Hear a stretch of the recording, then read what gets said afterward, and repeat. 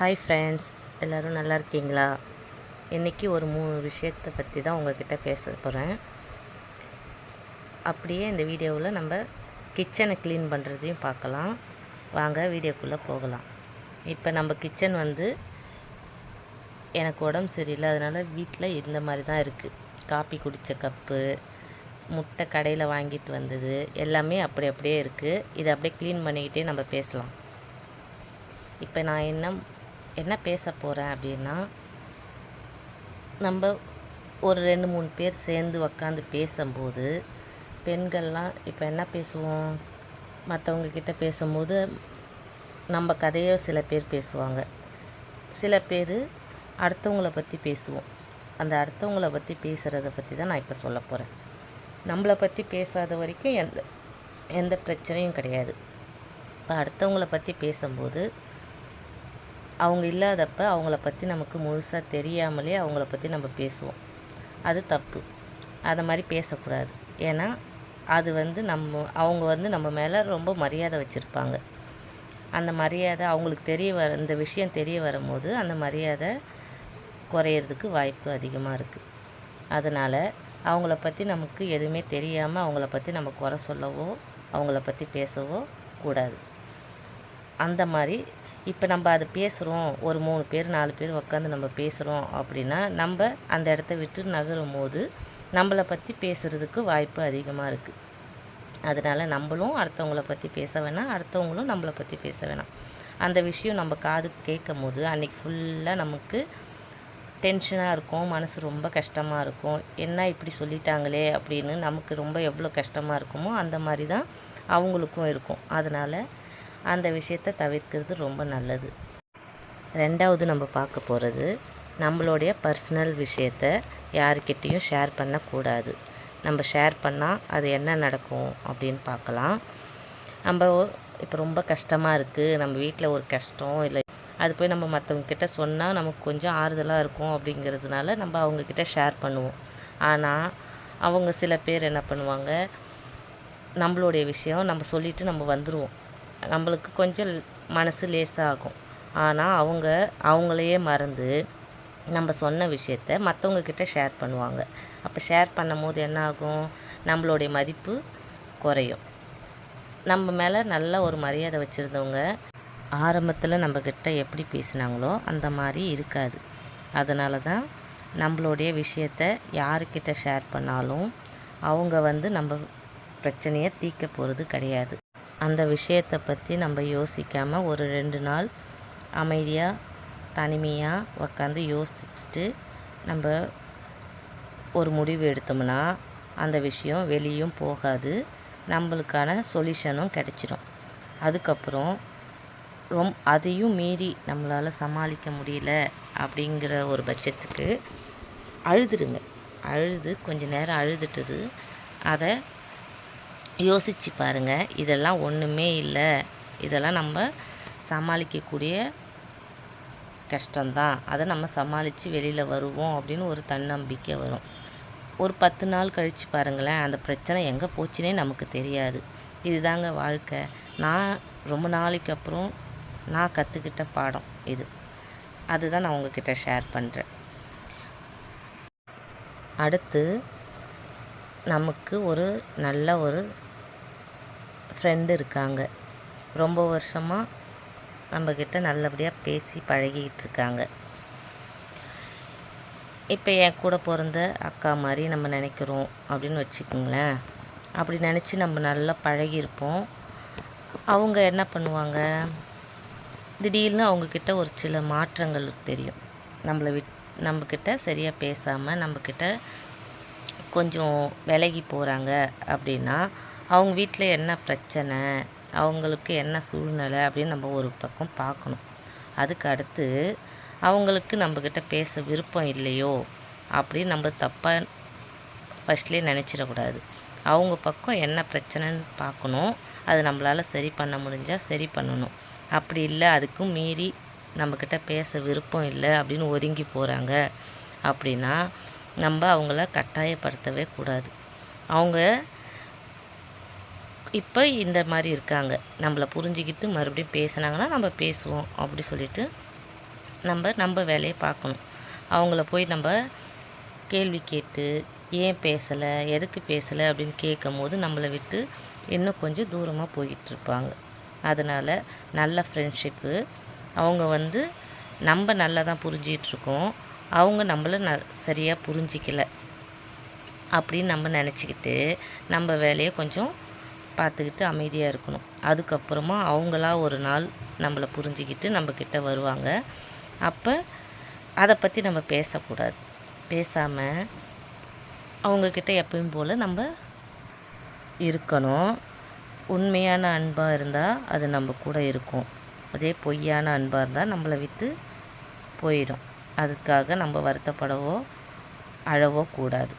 அதுக்கு அடுத்து நமக்கான எதிரி வேறு எங்கேயும் இல்லை, நம்மளை சுற்றி நம்ம சொந்தக்காரங்க தான் அந்த எதிரி. அவங்கக்கிட்ட நம்ம எப்படி நடந்துக்கணும் அப்படிங்கிறத பார்க்கலாம். நம்ம நல்லா இருக்கும்போது நம்ம கூட ட்ராவல் பண்ணுவாங்க. அதுக்கப்புறம் நம்ம கொஞ்சம் கஷ்டப்படுறோம் அப்படிங்கும்போது நம்மளை விட்டு எங்கே போனாங்கன்னே தெரியாது. அந்த மாதிரி தெரியாதவங்க அது உண்மையான உறவு கிடையாது. நம்ம கஷ்டத்துலேயும் கூட இருக்காங்க பார்த்தீங்களா, அவங்க தான் உண்மையான உறவு. அவங்க தான் நம்மளுடைய சொந்தக்காரங்க.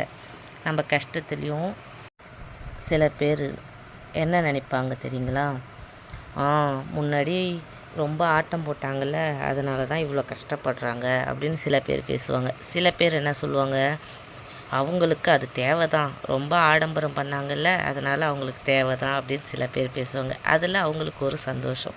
ஏன்னா அவங்கள விட நம்ம கொஞ்சம் கூட நல்லா இருந்துடக்கூடாது, அவங்கள விட கீழே கஷ்டப்பட்டுக்கிட்டே இருக்கணும் அப்படின்னு நினைக்கிறவங்க அப்படி தான் நினைப்பாங்க. அதனால் அவங்களெல்லாம் நம்ம சொந்தக்காரங்க லிஸ்ட்டில் வரவே வராது. அவங்க தனியாக இருக்க வேண்டியவங்க, அவங்கள தனியாகவே இருக்கட்டும். அதனால் நம்ம அவங்கள பற்றி கவலைப்பட வேணாம். நம்ம கூட இருக்க வேண்டியவங்க, நம்ம கஷ்டத்துலேயும் நமக்கான ஒரு சொல்யூஷனை கொடுத்து நமக்கான ஒரு வழியை காமிச்சு இருக்காங்க பார்த்தீங்களா, அவங்க தான் நமக்கான சொந்தக்காரங்க. நம்ம கடைசி வரைக்கும் நம்ம கூட இருக்க வேண்டியவங்க. நம்ம கஷ்டத்தை அவங்களுடைய கஷ்டமாக நினைப்பாங்க. அவங்க நமக்கு விழுந்தாலும் தூக்கி விடுவாங்க. நமக்கு ஹெல்ப் பண்ணவங்க, அது சின்னதோ பெருசோ, அது சொந்தக்காரங்களோ இல்லை ஃப்ரெண்ட்ஸோ இல்லை தெரிஞ்சவங்களோ என்ன பண்ணியிருந்தாலும் ஒரு சின்ன விஷயம் நமக்கு நல்லது பண்ணியிருக்காங்க கரெக்டான டைமில் அப்படின்னா அவங்கள நம்ம உயிர் உள்ள வரைக்கும் அவங்கள மறக்கவே கூடாது. அவங்களுக்கு எப்போவுமே நம்ம ஒரு நன்றி கடனாக இருக்கணும். அதுதான் வாழ்க்கையில் நம்ம நல்ல மனுஷங்களை சம்பாதிக்கிற ஒரு நல்ல வழி. பெரியவங்களை பற்றி நம்ம நிறையா பேசிட்டோம். அடுத்து நம்ம குழந்தைங்கள பற்றி பேசலாம். நம்ம குழந்தைங்களுக்கு நம்ம கற்றுக் கொடுக்க வேண்டிய விஷயங்கள் நிறையா இருக்குது. அதில் சில விஷயங்கள் நம்ம பேசலாம்.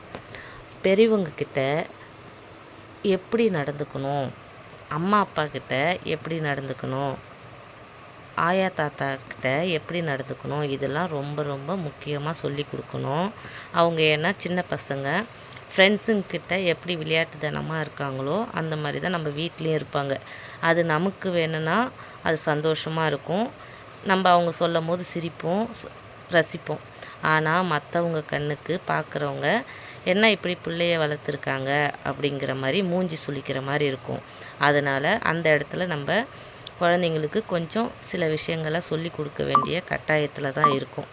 அது ரொம்ப ரொம்ப நல்ல விஷயம். என்னென்னலாம் சொல்லி கொடுக்கலாம் அப்படின்னா, இப்போ பெரியவங்க வீட்டுக்கு வந்தால் வாங்க அப்படின்னு ஃபஸ்ட்டு சொல்லணும்.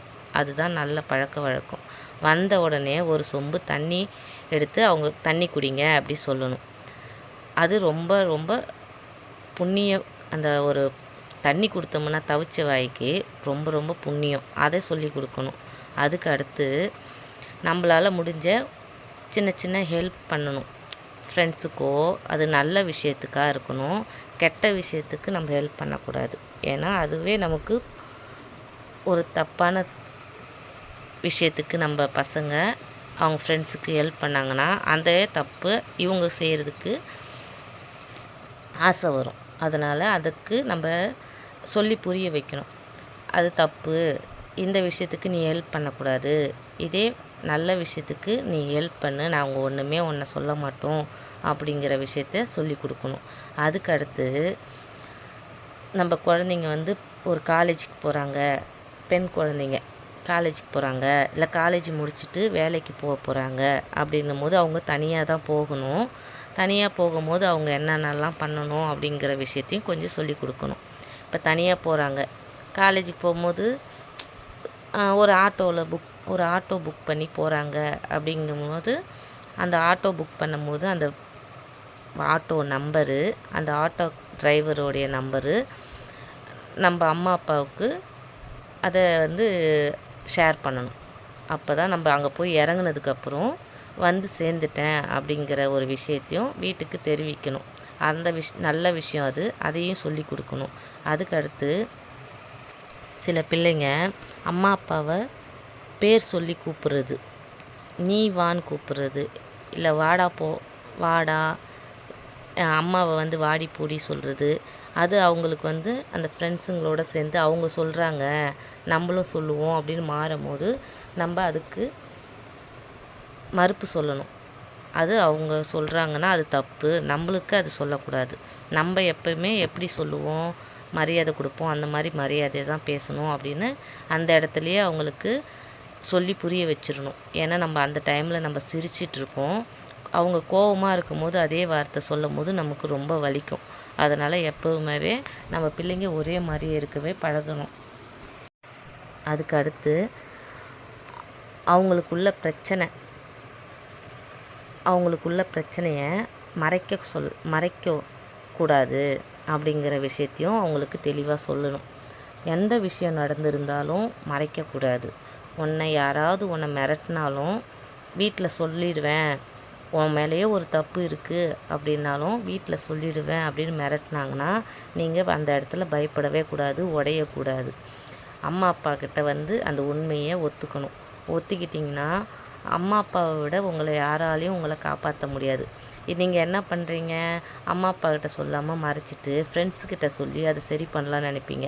அது தப்பு. அது சரி பண்ணுறேன்ற பேரில் அதை பெருசாக்கி விட்டுருவாங்க. அதனால் எந்த விஷயமா இருந்தாலும் ஃபஸ்ட்டு அம்மா அப்பா கிட்ட ஷேர் பண்ணுங்கள். அப்படி மறைக்கக்கூடிய விஷயமா இருந்தாலும் மன்னிப்பு கேட்டு அதை சொல்லி ஒத்துக்குங்க. சரிங்களா? பெண் குழந்தையோ ஆண் குழந்தையோ நம்ம அவங்கக்கிட்ட சொல்லி கொடுக்க வேண்டிய முக்கியமான ஒரு விஷயம் இருக்குது. அந்த விஷயம் என்னன்னு பார்க்கலாங்களா? இப்போ அம்மா அப்பா கிட்ட ஒரு விஷயத்த மறைக்கிறோம் அப்படின்னா அது தப்பான விஷயமாக தான் இருக்கும். ஏன்னா நல்ல விஷயமா இருந்தால் நீங்கள் ஜாலியாகவே வந்து சொல்லுவீங்க. ஆனால் சொல்லக்கூடாது, மறைக்கணும் அப்படின்னு நினைக்கிற விஷயம் தப்பான விஷயம். கண்டிப்பாக அந்த விஷயத்த நீங்கள் செய்யக்கூடாதுன்னு முடிவு எடுக்கணும். அந்த இடத்துலையே இது நம்ம வீட்டில் மறைக்கிறோம் அப்படின்னா அது தப்பு. அப்போ மனசு வந்து நமக்கு சொல்லுது, இது தப்பு பண்ணுறோம் அப்படிங்கிறது தான் அது உணர்த்துது. அப்போ உங்களுக்கு சின்ன வயசில் உங்களுக்கு தெரியாது, அதை மறைப்பீங்க. அப்படியே மறைக்க என்ன ஆகும், அந்த பிரச்சனை பெருசாகும் போது தான் வீட்டில் தெரிய வரும். அதை எப்படி அவங்க வந்து சால்வ் பண்ணுறதுன்னு தெரியாமல் அம்மா அப்பா தான் கஷ்டப்படுவாங்க. அதனால் உங்களுக்கு சொல்லக்கூடாது, இல்லை அவங்களுக்கு தெரியக்கூடாதுன்னு நீங்கள் என்றைக்கு உங்கள் மனசில் தெரியுதோ அப்போவே நீங்கள் அந்த விஷயத்த செய்யாதீங்க. ஃப்ரெண்ட்ஸுங்க சொல்கிறாங்க, மற்றவங்க சொல்கிறாங்கன்ட்டு அந்த விஷயத்த தயவுசெய்து பிள்ளைங்க செய்யவே செய்யாதீங்க. அது உங்கள் எதிர்காலத்துக்கு ரொம்ப நல்லதும் கிடையாது. அடுத்து பெரியவங்களோ சின்னவங்களோ கூட பிறந்தவங்கக்கிட்ட அண்ணன் அக்கா தம்பி தங்கச்சி இவங்கக்கிட்டலாம் நம்மள ஈகோவே பார்க்கக்கூடாது. அவங்க ஒரு சொல்லியிருந்தாலும் அதை மன்னித்து மறந்து அவங்கக்கிட்ட நம்ம எப்போவுமே எப்படி பேசுவோமோ அப்படி பேசணும். ஏன்னா நம்ம சின்ன பிள்ளைங்களா இருக்கும்போது நம்ம 2 பேர் இப்போ நம்ம அக்கா தங்கச்சிங்களோட அடித்து விளையாடிருப்போம். அதுக்கப்புறம் நம்மளுக்கு ஒரு மெச்சூர்ட் ஆகிடணுன்னே நம்ம இப்போ கோவமாக தெரிகிற விஷயங்கள் எல்லாமே அப்போ நமக்கு விளையாட்டாக தெரியும். அதனால் எவ்வளோ கோவமாக இருந்தாலும் அவங்களே பேசலைனாலும் பரவாயில்ல, நம்ம ஈகோ பார்க்காம அவங்கக்கிட்ட போய் பேசிடுங்க. ஏன்னா நம்ம வாழ போகிறது ஒரு வாழ்க்கை தான். இதில் நமக்கு பிரியக்கூடாத ஒரு உறவுனா அது அம்மா அப்பா கூட பிறந்தவங்க. இவங்கள நம்ம எந்த காலத்துலேயும் பிரியவும் கூடாது, அவங்கள குறை சொல்லவும் கூடாது. அதுக்கடுத்து கணவன் மனைவி உறவு வந்து ரொம்ப புனிதமான உறவு. அதில் எந்த பிரிவும் இருக்கக்கூடாது, எந்த ஒளிவு மறைவும் இருக்கக்கூடாது. அப்படியே சண்டை வந்தாலும் 24 மணி நேரம் கடந்து போகக்கூடாது. நம்ம எவ்வளோ ஈகோ இருந்தாலும் அதை விட்டுட்டு சாரி கேளுங்க. யார் மேலே தப்பு இருக்கோ அவங்க போய் சாரி கேட்டுருங்க. ஏன்னா நமக்கு அதுதான் உலகம். நம்ம வாழ போகிறது அவங்களோட தான். கடைசி வரைக்கும் நம்ம அவங்களோட தான் வாழ போகிறோம். அவங்கக்கிட்ட ஒரு சாரி கேட்குறதுனால எதுவும் தப்பாகாது. அந்த பிரச்சனையை அந்த டைமே பிரச்சனையே இல்லாமல் முடிக்கிறது ரொம்ப ரொம்ப நல்லது. அது குடும்பத்தில் பிரச்சனை இல்லாமல் இருந்தால் தான் அந்த குடும்பம் நல்லபடியாக ரன் ஆகும். அதே மாதிரி நம்ம பிள்ளைங்க நம்மளை பார்த்து தான் வளர்கிறாங்க. நம்ம எப்படி நடந்துக்கிறோம் அப்படின்னு பார்த்து தான் அவங்க நம்மளை பார்த்து தான் அவங்க வளர போகிறாங்க. அதனால் நம்ம நல்லதே அவங்க எதிர்க்க கொடுப்போம். அதே மாதிரி அவங்க வாழ்க்கையும் இப்போ நம்ம சண்டை போட்டுக்கிட்டே இருக்கிறதுனால நம்ம பிள்ளைங்க பார்த்து என்ன பண்ணுவாங்க, வாழ்க்கைனாவே இப்படி தான் போல இருக்குது, சண்டை தான் அப்படின்னு அவங்க மனசில் ஆழமாக பதிஞ்சிடும்.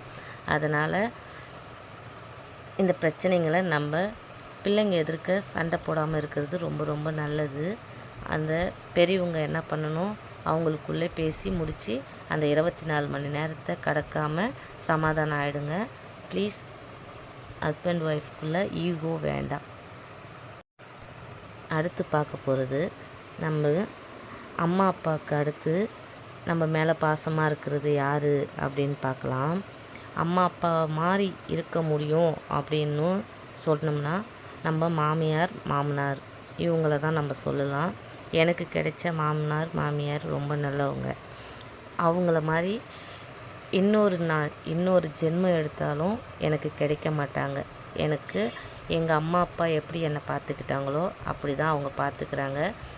மரியாதை கொடுக்குறதுலேயும் அவங்கள அடிச்சிக்க ஆளே கிடையாது. ஏன்னா அவங்க நம்ம மேலே எவ்வளோ மரியாதை வச்சுருக்காங்க, நம்மளை எப்படி நடத்துகிறாங்க அப்படிங்கிற போது தான் இந்த மாதிரி சொல்ல முடியும். யாரெல்லாம் இந்த மாதிரி சொல்ல முடியும் அப்படின்னா அந்த மாமியார் மாமனார் உங்களுக்கு தெய்வம் மாதிரி. அவங்கள எந்த இடத்துலையுமே விட்டு கொடுக்காதீங்க, விட்டுட்டும் போகாதீங்க. ஏன்னா இப்போ நிறைய இடத்துல மாமியார் மாமனாருன்னு சொன்னாவே அந்த வார்த்தையை கேட்டாவே ரொம்ப கோவப்படுற மாதிரி இருக்காங்க. அது ரொம்ப தப்பு. மாமியார் மாமனாரும் நம்ம அம்மா அப்பா மாதிரி தான். நம்ம அம்மா அப்பா நம்மக்கிட்ட கோவப்பட்டாலோ நம்மக்கிட்ட சண்டை போட்டாலோ நம்ம அவங்கள வெறுத்துருவோமா? இல்லை, அந்த மாதிரி தான் இவங்களும். இவங்க சில பேர் கோவமாக நடந்துப்பாங்க, சில பேர் நல்லா அன்பாக நடந்துப்பாங்க. ஆனால் எனக்கு கிடைச்சவங்க நல்லவங்களாக இருக்கிறதுனால நான் இப்படி சொல்கிறேன் அப்படின்னு நீங்கள் சொல்ல நினைக்காதீங்க. பெரியவங்க அவங்களே கோவப்பட்டாலோ நம்மளை சண்டை போட்டாலோ நம்ம கொஞ்சம் விட்டு கொடுத்து போகிறதுல எந்த தப்பும் கிடையாது. அப்படி விட்டு கொடுக்க முடியல அப்படின்னா நீங்கள் எதிர்த்து பேசாமல் ஒதுங்கி போயிட்டீங்கன்னாவே ரொம்ப நல்லாயிருக்கும். ஏன்னா நம்ம எதிர்த்து பேசுகிறதுனால நம்ம பெரியவங்களாக ஆக போகிறதும் கிடையாது, அவங்க சின்னவங்களாக ஆக போகிறதும் கிடையாது. ஏன்னா அவங்க எவ்வளோ கஷ்டத்தெல்லாம் அனுபவித்து தான் நம்ம வீட்டுக்காரு அப்படிங்கிறவங்கள வளர்த்துருப்பாங்க. அவங்க அவங்களுடைய சாப்பாடை மிச்சம் பண்ணி தான் அவங்கள வளர்த்துருப்பாங்க. பணக்காராக இருக்காங்க அப்படின்னா அதை பற்றி நம்ம யோசிக்க வேண்டியதில்லை. நம்ம ஒரு நடுத்தரமான குடும்பமாக இருக்கும் போது எவ்வளோ கஷ்டப்பட்டுருப்போம். இப்போ நம்ம பிள்ளைங்களுக்காக நம்ம எவ்வளோ கஷ்டப்படுறோம் நமக்கு தெரியுது இல்லைங்களா? அந்த மாதிரி தான் அவங்களும் கஷ்டப்பட்டு தான் அவங்க பிள்ளைய வளர்த்துருப்பாங்க. அதனால் நம்ம அவங்க பிள்ளைங்களை போய் அவங்கள பார்க்குறதுக்கோ அவங்கக்கிட்ட பேசுகிறதுக்கோ அவங்க கொடுக்குற காசுக்கோ நம்ம எந்த தடையும் போடக்கூடாது. ஏன்னா அது அவங்களுடைய கடமை, அந்த பிள்ளைங்களோட கடமை. அம்மா அப்பாவை பெண் குழந்தையாக இருந்தாலும் ஆண் குழந்தையாக இருந்தாலும் அம்மா அப்பாவை கைவிடக்கூடாது. இந்த அனாதை ஆசிரமத்தில் சேர்க்குறது, முதியோர் இல்லத்தில் சேர்க்குறது, இந்த மாதிரி வேலைங்களை கொஞ்சம் தவிர்க்கணும். ஏன்னா இப்போ நம்ம செய்வோம், நம்ம பிள்ளைங்களை நம்ம பிள்ளைங்க நம்மளை பார்த்து வளர்ந்துட்டுருக்காங்க. அதனால் நம்ம இன்றைக்கி ஈஸியாக செஞ்சுருவோம். அந்த பிள்ளைங்க நம்மளை அந்த மாதிரி இடத்துல வைக்கும் போது தான் அதோடைய வலி நமக்கு தெரியும். இப்போ சின்ன பிள்ளைங்களாக இருக்காங்க, அவங்களுக்கு தெரியாது. ஆனால் பெரிய பிள்ளைங்களாக ஆனதுக்கப்புறம் அவங்க அம்மா அப்பாக்கிட்ட இப்படி தானே இருந்தாங்க, நம்மளும் அப்படி இருக்கிறதுல தப்பு இல்லை அப்படிங்கிற மாதிரி அவங்க மனசில் ஆழமாக பதியும். அதனால் நீங்கள் எவ்வளோ அவங்களுக்கு விட்டு கொடுக்க முடியுமோ இல்லை அவங்களுக்கு எவ்வளோ உங்களால் அன்பு கொடுக்க முடியுமோ கொடுங்க. அதுக்கப்புறம் நம்மளுக்கு வர மருமகளோ நம்ம பிள்ளைங்களோ நம்ம மேலே அதே மாதிரி அன்பாக இருப்பாங்க. இது என்னுடைய தனிப்பட்ட விருப்பம்தான். இது நான் யாருக்கிட்டேயும் திணிக்கலை. இது எனக்கு பிடிச்சிருக்கு, அதனால் நான் இப்படி தான் இருக்கேன். நான் ரொம்ப பேசி உங்களுக்கு போர் அடிக்குதுன்னு நினைக்கிறேன். அடுத்தது நம்ம இதை என்ன சமைக்கிறேன்னு பார்க்கலாம் வாங்க. முட்டை குருமா தான் செஞ்சிட்ருக்கேன். எல்லா வேலையுமே செஞ்சு முடித்து சுத்தம் பண்ணியாச்சு. சரி, நைட்டுக்கும் இப்போவும் சேர்த்து ஒரு முட்டை குருமா செஞ்சிட்டோம்னா சாதத்துக்கும் சாப்பிட்டுக்கலாம், சப்பாத்திக்கும் சாப்பிட்டுக்கலாம். அந்த ஐடியாவில் தான் இப்போ நான் முட்டை குருமா செஞ்சிட்ருக்கேன். இது சிம்பிள், ஈஸி தாங்க. இது நான் தனியாக இந்த வீடியோவை போடுறேன், என்னென்ன போடணும் அப்படிங்கிறத சொல்கிறேன். இப்போ ரஃபாக பார்க்கலாங்களா. எண்ணெய் விட்டு வெங்காயம் பொடியாக நறுக்கியிருக்கேன். வெங்காயத்தை சேர்த்து நல்லா வதக்கிட்டு கருவேப்பிலை போட்டு வதக்கிக்கிட்டேன். அதுக்கப்புறமா இஞ்சி பூண்டு பேஸ்ட்டு, மஞ்சத்தூள், உப்பு, தக்காளி, கொஞ்சமாக கொத்தமல்லி போட்டு நல்லா வதக்கி விட்டுட்டு அதுக்கப்புறமா மிளகாய்த்தூள் காரத்துக்கு தகுந்த மாதிரி மிளகாய்த்தூள் போட்டு பச்சை வாசனை வர வரைக்கும் கொஞ்சம் நேரம் கொதிக்கட்டும்னு தண்ணி விட்டு வச்சுருக்கேன். அரைக்க வேண்டியது தேங்காய், பட்டை, லவங்கம், சோம்பு, கசகசா, கொஞ்சமாக பொட்டுக்கடலை, இதெல்லாம் சேர்த்து அரைச்சிக்கலாம். நம்ம அதில் பட்டை லவங்கம் எல்லாம் போட்டு தாளிக்க வேண்டியதில்லை, நம்ம அரைக்கிறதுலே போட்டுரும் பார்த்திங்களா. இந்த இதுவும் நல்லா திக்னஸ் நல்லா சூப்பராக இருக்கும், திக்னஸும் இருக்கும், டேஸ்ட்டும் நல்லாயிருக்கும். இதை மாதிரி நீங்கள் ஒரு வாட்டி ட்ரை பண்ணி பாருங்கள். அப்புறம் நான் ஒரு 5 முட்டை வேக வச்சு அதை நடுவில் கோடு போட்டு வச்சுருக்கேன். ஏன்னா அப்போ தான் அந்த மசாலாலாம் உள்ளே இறங்கும் அப்படிங்கிறதுனால. இந்த குழம்பு சாதத்துக்கு, இட்லி, தோசை, சப்பாத்தி எல்லாத்துக்குமே நல்லாயிருக்கும். இந்த மாதிரி ஒரு வாட்டி செஞ்சிட்டிங்கன்னா காலையில் டிஃபனுக்கும் செஞ்சுக்கலாம், மதியானம் லஞ்சுக்கு செய்யலாம். இப்படி மதியானம் செய்கிறீங்களா, மதியம் லஞ்சுக்கு சாப்பிட்டுட்டு நைட்டு டிஃபனுக்கு சப்பாத்தி செஞ்சு அதில் வச்சுக்கலாம். இதை நான் அரைச்சிட்டு வந்துடுறேன். இதை அரைச்சிட்டு இதில் சேர்த்துட்டு அதுக்கப்புறமா இந்த முட்டையை போட்டு இறக்க வேண்டியது தாங்க. சிம்பிள் தான், நல்லா டேஸ்ட்டாக இருக்கும். இந்த மாதிரி ஒரு வாட்டி ட்ரை பண்ணி பாருங்கள். நான் பேசி ரொம்ப நாள் ஆகுது, ஆனால் பேசாமல் மியூசிக் போட்டுட்ருக்கேன். என்னுடைய குரல் சரியாக நல்லா இருக்காது அப்படிங்கிறதுனால. ஆனால் இப்போ நான் நம்ம குரல் வெளியில் பேசும்போது எல்லாருமே தானே கேட்குறாங்க. அப்போ நம்ம வீடியோவில் பேசுகிறது எல்லோரும் கேட்பாங்க, நம்மளாவே முடிவு பண்ணக்கூடாது அப்படிங்கிறதுனால இப்போ எனக்கு தோணுனதெல்லாம் நான் பேசிகிட்ருக்கேன். இது பிடிச்சிருந்தா கமெண்ட்டில் சொல்லுங்கள். இல்லை நான் எதாவது தப்பாக பேசியிருந்தாலும் கமெண்ட்டில் சொல்லுங்கள், நான் என்னை திருத்திக்கிறேன். இந்த வீடியோ போர் அடிக்காமல் இருக்கிறதுக்கு பெண்களுக்கெல்லாம் ஒரு டிப்ஸ் சொல்கிறேன். நிறைய பேருக்கு முடி ரொம்ப கொட்டும், அடர்த்தி இல்லாமல் இருக்கும், நீளமாக வளராமல் இருக்கும். இதுக்கெல்லாம் ஒரு சொல்யூஷன் சொல்கிறேன், நோட் பண்ணிக்கோங்க. ஃபஸ்ட் நாள் கொஞ்சமாக வெந்தயம், 1 ஸ்பூன் வெந்தயம், 2 ஸ்பூன் பச்சை பயிறு, அந்த முழு பச்சை பயிராக இருக்குது பார்த்திங்களா, பச்சை கலரில் தோலோடு இருக்கும். அந்த முழு பச்சை பயிறு 2 ஸ்பூனு, வெந்தயம் 1 ஸ்பூன். இதை நைட்டே நீங்கள் ஊற போட்டு வச்சுருங்க. வச்சுட்டு மறுநாள் காலையில் குளிக்கிறீங்களா இல்லை மதியம் குளிக்கிறீங்களா, எப்போ நீங்கள் குளிக்க போகிறீங்களோ அப்போ அரைச்சிக்குங்க.